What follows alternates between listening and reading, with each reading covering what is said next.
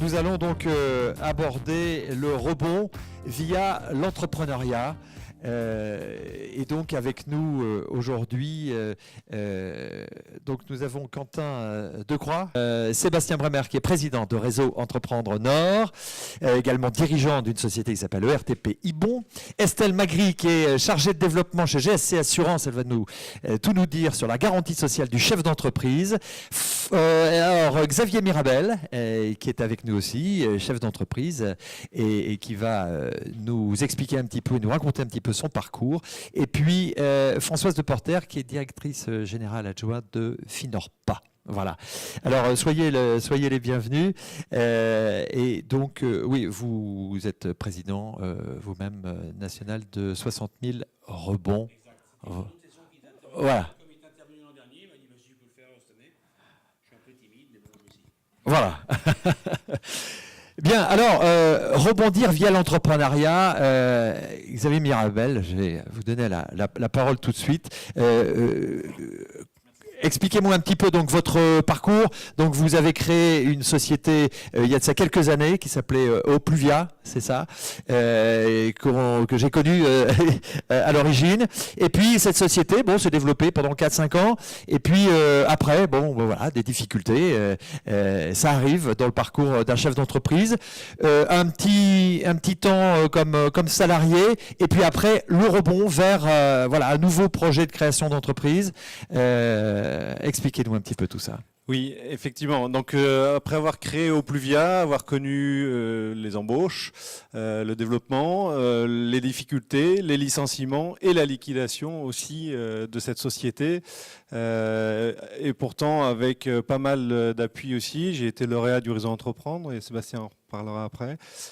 Le rebond a été toujours difficile et je pense qu'il n'y a pas un chef d'entreprise qui a la même réaction face à la difficulté et face à l'échec. Donc globalement, par contre, il y a un point commun, c'est que lorsqu'on tombe effectivement dans l'échec, on a envie de se mettre la tête dans le sable, ça c'est clair. Ça c'est le point commun de tout entrepreneur. J'ai pour ma part saisi une opportunité qui était de prendre le premier poste venu pour pas rester inactif chez moi et à tourner en rond. Donc je crois que le lendemain de ma liquidation, j'ai saisi l'opportunité. Alors ça c'est facile de rebondir comme ça via le salariat tout de suite. Alors bon, c'est pas le sujet, mais de rebondir tout de suite, d'avoir ce besoin de gagner sa vie, de remplir le caddie comme on dit souvent. C'est une question de personnalité. Beaucoup de gens m'ont dit mais comment tu as fait quoi. Et moi je voulais justement me vider la tête parce que ça faisait des années qu'effectivement à un moment donné vous vous retrouvez face aux difficultés et à tout ce que vous engagez, y compris à titre personnel, parce que vous mettez effectivement en défaut la famille. Il y avait des dettes, on ne va pas rentrer dans le détail du projet. Oui, il y avait des dettes et encore aujourd'hui, malheureusement, je continue à payer certaines dettes. Donc voilà, donc ce qui veut dire qu'il y a quand même un engagement fort. Voilà, donc ce qui veut dire que dans le rebond, à un moment donné, vous réagissez de différentes manières. Il y a ceux qui vont rebondir tout de suite. Alors moi, ça a été par le salariat pour dire d'évacuer et pas rester inactif. Il y en a qui vont s'enterrer chez eux, il y en a qui vont aller courir, enfin bref, différentes activités. Mais vous aviez l'âme d'un entrepreneur. Et voilà. Et en l'occurrence, l'idée c'était, et ça cheminait dans la tête, parce que quand on a ça dans la tête, à un moment donné, c'est de se dire, voilà, même si je suis reparti dans le salariat, pardon, l'idée était de revenir vers l'entrepreneuriat. Et en fait, pour moi, il y a 3 points essentiels pour revenir vers l'entrepreneuriat, parce que ça, c'est déjà d'être prêt dans sa tête, parce qu'il y en a qui, au bout de 6 mois, vont dire, ça y est, je suis prêt, je repars dans l'entrepreneuriat. Moi, il m'a fallu quand même 1 an et demi, 2 ans pour évacuer un petit peu cette période et avant de me dire, ça y est, je suis prêt, j'ai envie de repartir dans l'entrepreneuriat. Mais c'est pas suffisant. Le deuxième aspect, il faut un projet, et un projet qui tienne la route, parce que c'est bien beau d'avoir envie, mais si vous n'avez pas de projet, voilà, ça ne sert à rien, et il faut que le projet il tienne la route aussi. On a beau avoir une passion, une conviction, ça suffit pas. Derrière, il faut aussi étudier son projet. Et puis, troisième chose qui me paraît essentielle aussi, c'est de ne pas rester seul, être accompagné. Et ça me paraît évident pour tout entrepreneur. C'est pas toujours, on le voit encore aujourd'hui, des gens qui restent seuls. Mais quel que soit, d'ailleurs qu'on soit créateur pour sa première société ou dans le rebond, il faut s'ouvrir vis-à-vis des clubs, vis-à-vis des réseaux. Moi, j'ai eu la chance d'être accompagné par Réseau Entreprendre, entre autres. mais c'est d'être présent dans des réseaux professionnels comme Génération MEDEF, comme le CJD, ou d'autres réseaux professionnels qui permettent d'échanger et de ne pas rester seul. Et au-delà de ne pas rester seul, j'ai rebondi aussi en m'associant. Donc, ce qui veut dire aussi qu'au-delà des risques partagés, c'est surtout de partager une ambition autour d'une entreprise. Alors aujourd'hui, c'est Imagine une histoire. Allez, un mot et demi. On n'a pas le temps trop de présenter les projets eux-mêmes, mais c'est une entreprise de service, c'est ça qui accompagne. Prestations de services aux entreprises et aux organisations en général, où on accompagne les démarches de transformation par l'intelligence collective. C'est-à-dire qu'on accompagne des projets dans les entreprises, dans les associations, mais également auprès des collectivités dans des démarches de territoire, pour faire travailler un public ensemble autour d'un projet et de façon collective grâce à la facilitation, grâce à l'intelligence collective et à l'apprenance aussi, qui est important aussi pour les dirigeants, c'est de s'améliorer en continu pour faire évoluer leur entreprise. Un beau témoignage, merci beaucoup Xavier. Et justement, je rebondis tout de suite avec Sébastien Vremer, parce que vous parliez donc du réseau Entreprendre Nord, qui vous a accompagné dans le cadre de ce premier projet d'origine, j'allais dire, à la création de votre entreprise. Et donc le réseau Entreprendre, dites-nous, rappelez-nous rapidement, Sébastien, quelle est la raison d'être, quel est l'ADN de réseau Entreprendre et comment vous accompagnez justement des projets d'entreprises et surtout d'entrepreneurs qui sont peut-être en rebond, en recréation ou en reprise d'entreprise. Alors, pour Réseau Entreprendre, c'est tout simplement une association où on va se retrouver, où il y aura des entrepreneurs qui eux-mêmes vont soutenir des nouveaux chefs d'entreprise. Pour tous ceux qui ont envie d'entreprendre directement, on a besoin à un moment d'un éclairage. Et à ce moment-là, on va le faire avec une méthode d'entreprise par des chefs d'entreprise. Voilà ce qui nous caractérise. Ce qui nous caractérise aussi, c'est un peu cet accompagnement, il se fait essentiellement sur l'humain. C'est-à-dire le projet, bien sûr, on va l'étudier, on va le voir, mais essentiellement, on va regarder l'homme à travers son projet et c'est lui qu'on va soutenir. Alors pour reprendre un peu la thématique d'aujourd'hui avec comment rebondir grâce à l'entrepreneuriat, je pense que Xavier a donné tous les mots-clés qu'il fallait pour cela et moi je vais le rassembler juste avec un thème qui est simplement la culture de l'esprit entrepreneurial. Je crois qu'on retrouve effectivement toutes les mots sont là. Il faut un projet. Il faut une envie aussi d'y être à nouveau pour pouvoir de nouveau y croire. Alors l'esprit entrepreneurial pour moi c'est quoi ? C'est un peu dès le début, même avant d'avoir été entrepreneur, c'est tout simplement avoir cette sensibilité. Sensibilité à quoi ? À se dire que demain, on va être notre propre chef, notre propre maître de son destin professionnel. Donc rien que cette sensibilité-là, ça va nous amener au projet, comme Xavier l'a dit, pour pouvoir ensuite réaliser demain son rêve d'entreprise. Ensuite, une fois qu'on est dedans, c'est pareil, on n'a certainement pas tout vu. Donc à ce moment-là, il nous faut un soutien. Il faut qu'il y ait des gens, des partages d'expérience pour pouvoir dire aussi, tiens, ça je l'ai vécu, ça je vais un peu faire profiter mes succès, mais aussi mes échecs. Je vais en faire profiter des gens qui, comme moi, sont dans le même état d'esprit.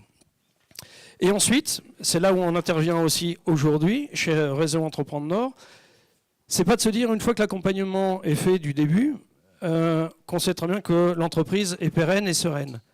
Maintenant, ce qu'il faut derrière, c'est accompagner l'homme, toujours dans son projet, mais de manière permanente. Donc on accompagne à vie les gens, et on les accompagne, vous l'avez compris aussi, à un moment donné dans les difficultés. Cet accompagnement, il est sous quelle forme ? C'est que nous, on a imaginé un stand de ravitaillement permanent, c'est-à-dire qu'à tout moment, un entrepreneur peut s'arrêter chez nous, pour regarder un peu de quoi il a besoin, pour pouvoir repartir comme il faut ou pour pouvoir accélérer.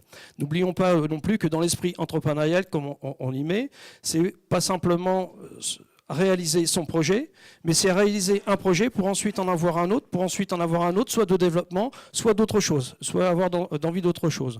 Donc moi, ce que j'aimerais pouvoir apporter là aujourd'hui avec tout ça, c'est de dire, gardons cet esprit entrepreneurial. Quelqu'un qui a subi un échec, c'est certainement très dur. La coupure doit être blessante. Xavier, tu l'as aussi bien repris. Ce qu'il faut, je pense, mais il faut savoir le faire aussi, c'est de ne pas se déconnecter de ce monde entrepreneurial. Il faut de nouveau revenir dans une association, dans lequel on parle de l'entreprise, dans lequel on parle de projet, dans lequel on partage des expériences pour que demain, on puisse rebondir comme il faut, pour que demain, on puisse avoir d'autres idées, pour que demain, on puisse aussi se dire, tiens, moi, j'ai échoué là, je vais aussi en faire profiter des gens pour les prévenir de ce que c'est. Merci beaucoup. Quentin Decroix, donc vous avez été aussi, enfin vous êtes toujours chef d'entreprise évidemment. Vous aviez créé une entreprise en 2004 qui s'appelait Attila. C'était, c'est ça, hein, Attila. Vous étiez pure player, on va dire de Bumble Design. Hein. Et puis voilà, le temps passe et vous avez des créances de plus en plus importantes, un besoin de 200 000 € mensuels, c'est ça. Et donc ça devient un peu compliqué quand Google en plus vous met la pression. Vous allez nous expliquer tout ça. Et donc vous avez rebondi vous aussi avec un autre projet. Expliquez-nous. Bonjour à tous, donc je suis Quentin Decroix. Moi j'aime à dire que je suis diplômé de l'échec. En fait, après avoir fait 5 ans de droit, je me destinais à une carrière d'avocat. J'ai loupé 2 fois le concours d'avocat. Donc après 5 ans d'études de droit et d'un rêve d'enfant d'être avocat, c'est un peu rude. Et donc là, qu'est-ce qu'on fait ? Bon, on va créer une entreprise, parce que de toute façon, si on ne peut pas être avocat et être son propre patron, il faut bien qu'on crée quelque chose, donc on va créer son entreprise. Donc en 2004, on a créé Attila, on a développé ça pendant 12 ans et on a liquidé cette entreprise donc début 2017. Moi j'aime dire que qui ne se plante jamais ne peut pas pousser. Si vous ne plantez pas, vous ne pourrez pas pousser. Moi je considère que l'échec c'est une opportunité extraordinaire de rebondir. Et rebondir c'est toujours une opportunité positive parce qu'on ne rebondit jamais avec les mêmes erreurs. Jamais. Donc aujourd'hui, par exemple aux US, vous ne pouvez pas ou très difficilement emprunter de l'argent ou voir des investisseurs si jamais vous n'avez pas déjà planté une boîte. Donc aujourd'hui, ça veut dire qu'on valorise non pas l'échec, mais l'apprentissage de l'échec. C'est-à-dire que ce que vous apprenez de vos échecs, c'est ça qui vous fait grandir. Et c'est ça qui fait grandir. Et c'est ça aujourd'hui que les investisseurs français notamment, je sais qu'il y en a ici, doivent entendre et recevoir parce que c'est extrêmement important. Quand vous avez un dirigeant en face de vous qui a déjà échoué, il reproduira rarement 2 fois les mêmes erreurs. Ou alors s'il reproduit 2 fois les mêmes erreurs, c'est que la 3e fois, c'est garanti, il ne les reproduira pas. Mais en tout cas, voilà, donc c'est vraiment pour moi, ça c'est extrêmement important. Alors ça c'est l'ADN, votre ADN personnel, de dire moi je veux créer mon entreprise, vous l'avez créée, vous êtes tombé, vous vous êtes relevé, il faut beaucoup d'énergie, mais en face de soi, qu'est-ce qu'on a ? Qu'est-ce qui se passe ? Comment ça a été possible malgré tout ? Parce qu'il y en a plusieurs de personnes comme vous qui avaient la niaque et qui malheureusement se sont heurtées à des murs de béton. Alors moi je pense qu'il y a des clés de partage. Déjà, je pense qu'il faut énormément partager. J'ai eu la chance d'être accompagné, moi, par 60 000 rebonds. Et je pense que ça a été une opportunité extraordinaire de rencontrer d'autres dirigeants qui avaient échoué, d'être accompagné par une vraie structure qui vous met à disposition un coach, un mentor et qui vous permet de partager. Et je pense que c'est vraiment une période dans laquelle on a besoin de partager, d'avoir un effet miroir, de mesurer, de prendre conscience de sa valeur. Et moi, j'ai appris beaucoup de choses sur moi, j'ai appris beaucoup de choses sur ce que j'aimais faire, sur ce que je savais faire, mais aussi sur ce que je ne savais pas faire et sur ce que je n'aimais pas faire. Donc ça, je pense que c'est extrêmement important. Et puis après, il faut reconstruire. Et donc, il faut avoir envie de rebâtir. Parce qu'en fait, je pense qu'un des enjeux majeurs de la liquidation, de l'échec d'une manière générale, c'est que votre écosystème, tous les jours, vous recevez des appels de vos fournisseurs, le jour de la liquidation, c'est terminé. Donc 80% de votre temps devient libre. Et là, tout d'un coup, vous êtes avec vous-même. Et donc cet enjeu-là, il est extrêmement dur parce que vous passez tout d'un coup de 0% de temps avec vous-même ou allez à quelques pourcents à 80% de temps avec vous-même. Et là, vous avez un enjeu majeur de « Ok, c'est quoi ma richesse ? Qu'est-ce que j'ai envie de faire ? Qu'est-ce que j'ai envie de devenir ? Qu'est-ce que j'apporte au monde ? Et qu'est-ce que j'ai envie de faire de ma vie demain ?» Et là, vous devez reconstruire et rebâtir votre nouveau projet. Donc c'est une vraie démarche aussi intellectuelle, bien sûr, oui. de réflexion. Et c'est pour ça qu'il ne faut pas le faire tout seul. Parce que si vous le faites tout seul, vous allez tourner en rond et vous allez vite déprimer. Alors que si vous avez des gens en face de vous qui vous disent « Ah mais toi, t'es génial, quand tu dis ça, c'est génial. Ah mais quand tu réfléchis comme ça, c'est vachement intéressant, etc. Bah, vous vous construisez. Et donc, c'est extrêmement important de partager. Donc c'est ça. Donc ne pas rester seul, se faire accompagner par des structures comme Second Souffle ou comme 60 000 rebonds. Et comme disait Xavier Mirabel dans son exemple, c'est de dire voilà, on essaye de faire en sorte que ce temps de rebond soit le plus court possible, parce que vous disiez juste à l'instant, bah oui, on se retrouve avec du temps, etc. Mais oui, mais le temps, c'est pas forcément. Il faut le mettre à profit, bien sûr, pour se faire accompagner, pour monter éventuellement un nouveau projet, mais il faut effectivement pouvoir rebondir quand même relativement rapidement. Xavier est reparti comme salarié et puis voilà, ça l'a remis en marche tout de suite, ça l'a remis en selle tout de suite. Alors je vais laisser la parole tout de suite alors c'est Guillaume, je voulais pas, c'est Guillaume Millier qui est donc président national de 60 000 rebonds. Alors voilà, l'expérience, elle est là juste à côté de vous. Que dire de mieux qu'effectivement que cette structure que vous représentez accompagne au quotidien des chefs d'entreprise. Comment ça fonctionne 60 000 rebonds pour les personnes qui sont là dans la salle aussi? D'accord. Alors, très rapidement, donc 60 000 rebonds a été créé en 2012 par quelqu'un qui a fait faillite lui-même. C'est pas moi, c'est Philippe Rambaud qui avait liquidé son entreprise et qui s'est rendu compte qu'il n'y avait pas du tout d'association qui était pensée pour bien accompagner les entrepreneurs dans cette difficulté, dans ces souffrances, en parlant des triples traumatismes qui sont souvent associés avec le côté économique, le côté de la fierté, le côté familial, qui peuvent se cumuler. Alors l'esprit, eh bien, c'est d'être entre entrepreneurs, les entrepreneurs pour les entrepreneurs. Et d'ailleurs, quand vous venez à des réunions, ce qui est très sympathique, c'est que d'abord chez nous, on ne parle pas d'entrepreneurs en faillite, on parle d'entrepreneurs en rebond, EER, ou d'entrepreneurs ayant rebondi. Donc Quentin, c'est EAR. Voilà, il faut juste savoir ça. Si vous savez ça, vous savez à peu près tout pour l'association. Et on les accueille avec beaucoup de bienveillance. Ce sont des gens avec des souffrances importantes.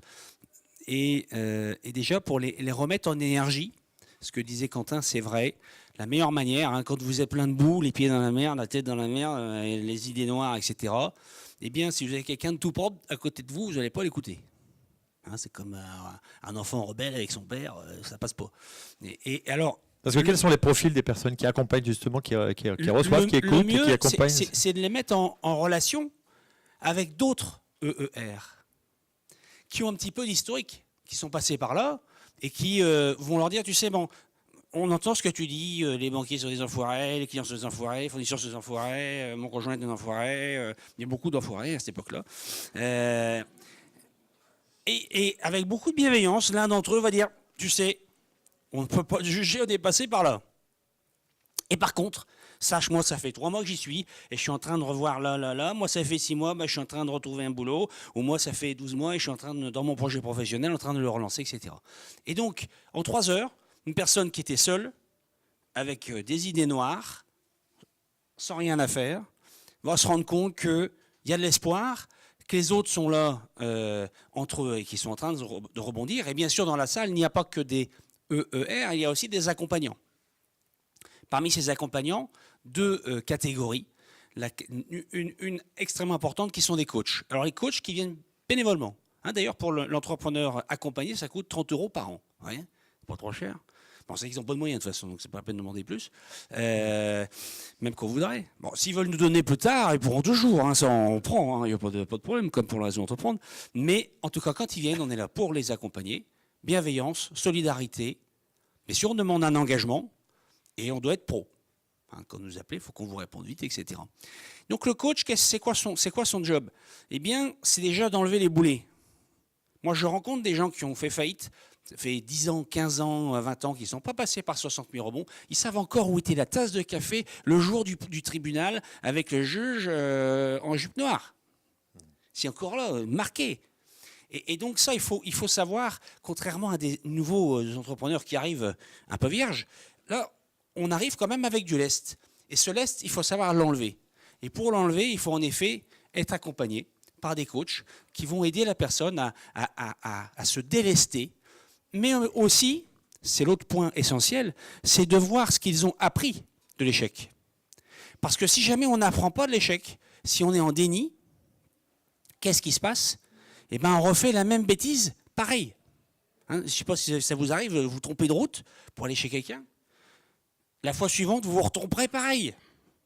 Sauf si on prend le GPS et qu'on prend le temps de regarder, de replacer le GPS et de retrouver la route. Ben c'est pareil, quand on fait des échecs, si on n'a pas le travail en soi, qui nous permet à la fois de se dire, bon ben, si je me suis planté, pourquoi? C'est pas parce que cet enfoiré de client ne m'a pas payé. Je me suis planté parce que j'ai accepté que ce client représente 30% de mon chiffre. Donc niveau de risque, entrepreneur. Et il ne m'a pas payé. Donc c'est un enfoiré. Mais c'est pas grave. S'il avait fait que 5% du chiffre, il serait été un enfoiré, mais vous auriez été encore là quand même pour dire que tu es un enfoiré. Vous n'auriez pas planté votre boîte. Donc c'est faire vraiment amende honorable pour gagner en expérience, gagner en compétence. Et ça, c'est le boulot du coach. La deuxième phase, c'est voir, est-ce que tu t'es planté parce que tu étais finalement pas fait pour être entrepreneur, avec le risque lié, ou est-ce que tu n'étais pas plutôt fait pour être intrapreneur? C'est pas pareil. Le niveau de risque n'est pas le même. Et là, donc, c'est savoir, et puis, bon, tu as pris quand même un gros coup sur la tête. Est-ce que tu es prêt pour repartir tout de suite, ou est-ce qu'il faut que tu repasses par une étape salariale? On se rend compte qu'on a à peu près 60%. Alors, la deuxième catégorie, c'est « je ne supporterai pas d'avoir un patron ». De toute façon, je ne peux pas supporter d'avoir un patron. Donc, il faut que je sois moi-même le patron. Donc, ça, c'est la deuxième catégorie. Et on se rend compte qu'il y a à peu près 60-40. Dans les accompagnements qu'on fait, à peu près 40% rebondissent en salariat et 60% rebondissent en entrepreneuriat. Donc ça, c'est le travail du coach. En parallèle, le parrain ou un mentor qui veille à remettre en réseau, apporter du réseau matériel aussi. Bon, bah, est-ce que tu as de quoi te loger? Ça a l'air de rien, hein, mais certains n'ont plus de quoi se loger. Est-ce que tu as de quoi vivre? Avec 450 €, on a beau demander à Olivier Grégoire de changer les choses, on a un peu de mal.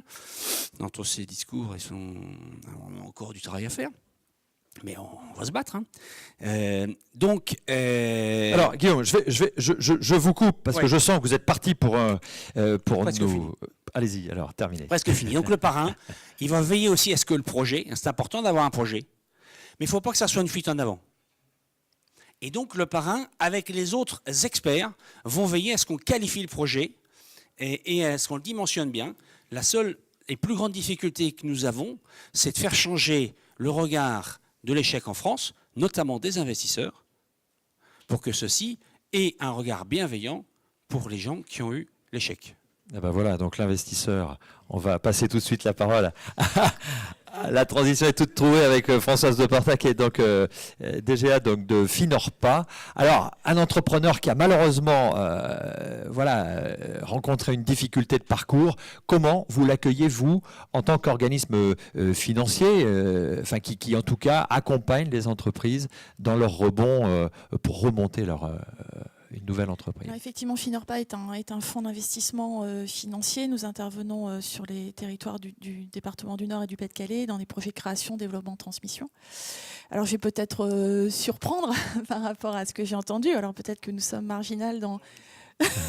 Nous sommes peut-être marginales dans l'environnement financier, mais quand nous accueillons un porteur de projet ou un repreneur qui a eu un échec entrepreneurial, alors je ne sais pas si c'est le bon terme, nous n'avons absolument aucun a priori. Vraiment, puisque ce qui est important pour nous, c'est le projet qui nous est présenté, c'est l'homme qui est devant nous, ou la femme, l'homme avec un grand H, l'équipe, et c'est ça qui est important. Donc nous n'avons absolument aucun a priori. En plus, nous sommes au quotidien avec des entreprises, donc nous savons par cœur qu'une entreprise, la vie d'une entreprise, c'est fait d'aléas divers et variés. Que je vais aussi pousser à l'extrême, mais l'arrêt d'une entreprise, ça fait partie aussi de la vie d'une entreprise. Par contre, ce qui est important pour nous, c'est vraiment d'avoir un échange en toute transparence avec le ou les dirigeants sur les circonstances de l'arrêt de l'activité. Ça, c'est excessivement important. Et puis aussi, ce qu'il en a pour rebondir sur ce que vous disiez, quelles sont les expériences qui ont été tirés de ce vécu en entreprise et avec quel état d'esprit le dirigeant repart dans ce nouveau projet.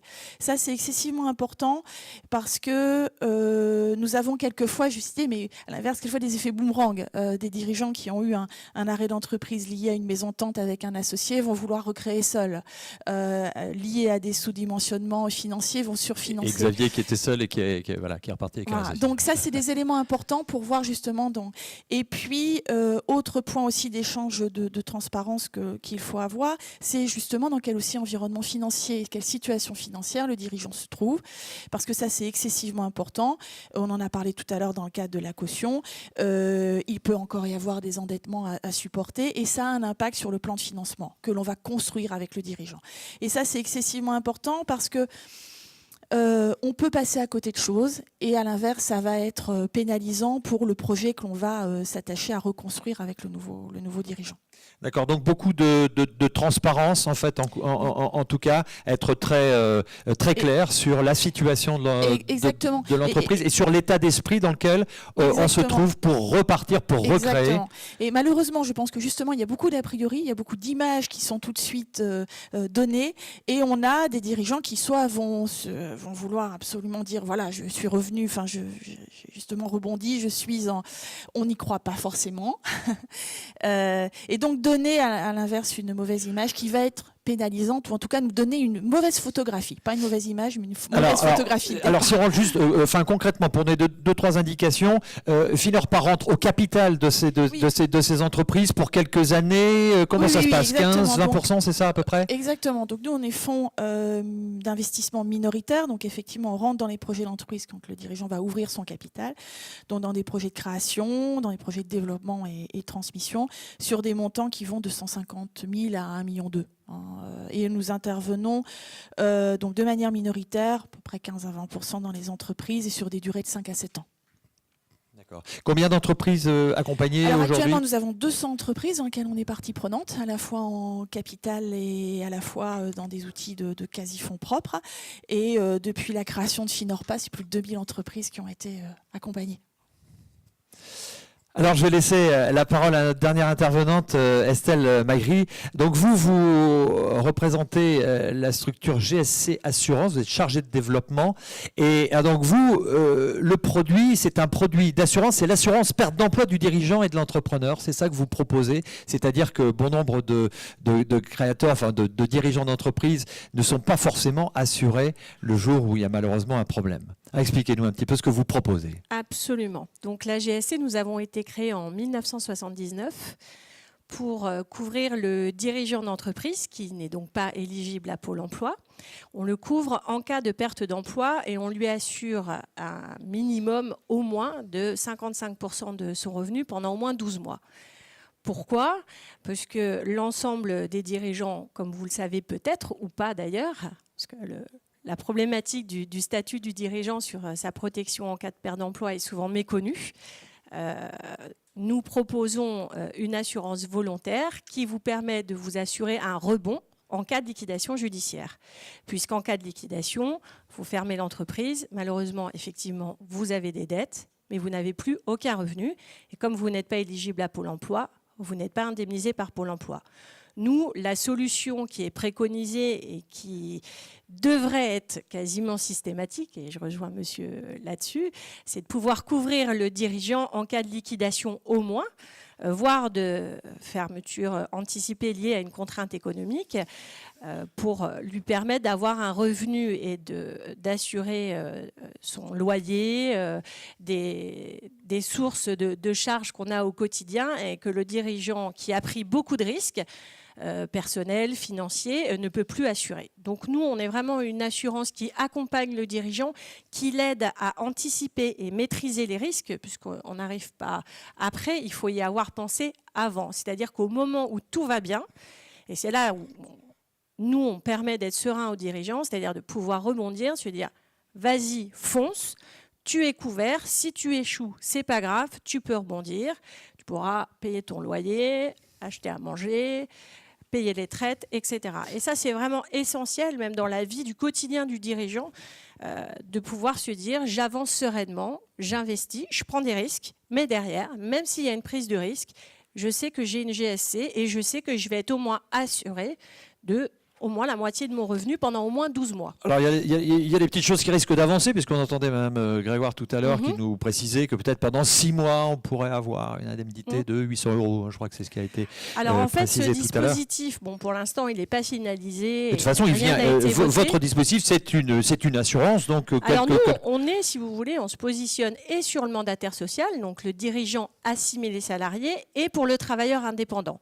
Donc on couvre vraiment l'ensemble des dirigeants, sauf les professions libérales et le régime de la D'accord, donc il faut que la liquidation soit prononcée, c'est ça, hein? Enfin, pas nécessairement. La GSC, on couvre la révocation du mandat, le non-renouvellement du mandat, ou la liquidation, ou la fermeture anticipée liée à une contrainte économique, ou même la vente liée à une contrainte économique, et même la cession. Hein. Donc, les événements couverts sont assez larges. Là, le dispositif dont vous parlez, qui va certainement être mis en place et qui n'a pas été voté, ça va s'adresser uniquement aux travailleurs indépendants, donc le TNS, travailleurs non salariés, qui sera uniquement en liquidation judiciaire, qui aura cotisé pendant au moins 2 ans, et il sera indemnisé pendant 6 mois à hauteur de 800 € par mois. Donc, si je peux me permettre, on ne va pas loin. Oui, on ne va pas loin. Et puis, on ne prend pas en compte les ventes d'entreprises, on ne prend pas en compte... voilà, il y a encore... Bon, après, ça sera les cessions d'entreprises, etc. en dernier ressort par l'Assemblée, mais a priori... D'accord, mais ce que je veux dire par là, enfin, pour que ça soit clair, en fait, votre assurance viendrait compléter absolument. ce dispositif si c'est mis en je place. Prends l'exemple, par exemple, d'un dirigeant qui gagne 50 000 € par an en travailleur non salarié. J'insiste vraiment parce que tous les assimilés salariés, donc le directeur général ou même le président de SASU, parce qu'il y a beaucoup d'entrepreneurs aujourd'hui qui créent leur société en ce qu'on appelle SASU, qui est la société anonyme simplifiée unipersonnelle, donc avec un associé unique. Là, ils se rémunèrent avec un bulletin de salaire. Il ne sera pas du tout éligible au dispositif dont on vient de parler. Hein. Donc l'assurance GSC reste totalement valable. Après, pour le TNS, effectivement, si le dirigeant, par exemple le gérant majoritaire, dépose le bilan et est en liquidation judiciaire, il pourra être indemnisé, s'il a cotisé 2 ans, 800 € par mois pendant 6 mois, mais nous, on arrivera bien entendu en complément. En complément, on est d'accord. Et l'avantage du complément, c'est que nous, on indemnise le dirigeant à hauteur d'au moins 55% de son salaire pendant au moins 12 mois, qui est la durée minimum d'indemnisation. Donc on est un vrai outil de rebond et de maîtrise du risque, puisque comme on l'expliquait tous, le gros problème en cas de cessation d'activité, que ce soit une liquidation ou autre, c'est de se retrouver sans revenu après la fermeture. Au-delà du fait qu'effectivement, on se retrouve tout seul, et ça c'est déjà très compliqué à gérer, tout seul avec ses propres problèmes, en plus, on n'a pas de revenus. Donc nous, quelque part, on allège la problématique du dirigeant en lui disant « Ok, tu as échoué, il y a des problèmes divers et variés qu'on connaît, du quotidien, mais au moins, on assure la partie financière pour l'aider à rebondir et même à recréer, puisque dans notre dispositif d'indemnisation, on aide aussi à la création d'entreprises si le dirigeant veut recréer derrière. Donc on a un vrai outil, on existe depuis 40 ans. Malheureusement, vous êtes une association d'ailleurs. On est une association, absolument. On aide vraiment et on est au quotidien et on est soucieux des préoccupations du dirigeant qui prend beaucoup de risques aujourd'hui. Merci. Voilà. Est-ce qu'il y a une question? Je laisse une question dans la salle et après je vais devoir malheureusement enchaîner avec l'autre sujet qui était bien sûr un peu plus tôt. Alors je vous donne le micro. Tenez. Oui, merci. C'est pour vous. D'accord. Le temps de cotisation minimum? Il faut que vous ayez cotisé au moins une année. D'accord. Une année complète. Et après, vous êtes éligible à une indemnisation. Alors, c'était une question courte, réponse courte, donc on peut en prendre une deuxième vite fait. Allez-y. Bonjour. Pourquoi votre prestation de service n'est pas valable en cas de cession d'entreprise ? Si elle peut l'être, mais si c'est une contrainte économique. Si ce n'est pas une contrainte économique, ça ne peut pas marcher. En fait, ce sont tous les événements couverts. Parce que quand on est cédant, oui, comme c'est mon cas, on se retrouve aussi avec 0 € et on n'a pas la possibilité de souscrire à votre assurance. Alors, vous pouvez souscrire à l'assurance. Par contre, en termes d'indemnisation, les critères d'indemnisation qui ont été définis dans les conventions, ce sont des critères liés à une contrainte économique pour l'ensemble des événements, pas que sur la cession, hein. Ça peut être aussi sur la vente ou la fusion. Nous, le critère essentiel et l'accompagnement qu'on fait, c'est justement pour le dirigeant qui se retrouve dans la situation d'une difficulté économique et qui est obligé de céder son entreprise. Si l'entreprise réalise des bénéfices ou autre et qu'il souhaite céder son entreprise, ces deux sont faites. Et dans ces cas-là, il n'est pas victime de la contrainte économique. Voilà, désolée. J'espère avoir répondu à votre question. Voilà, des petits points d'ajustement toujours, effectivement, de ci, de là, pour que le système soit de plus en plus fluide et que ça avance dans le bon sens. Ça progresse en tout cas. Merci. N'hésitez pas à venir nous voir, on est ici toute la journée. Voilà, il y a aussi un stand des Fineurs pas aussi, je pense, en tout cas. Oui, non, oui. Bon, enfin voilà. Bon, enfin, en tout cas, on peut on peut vous rencontrer. En tout cas, merci beaucoup pour votre témoignage. Applaudissements.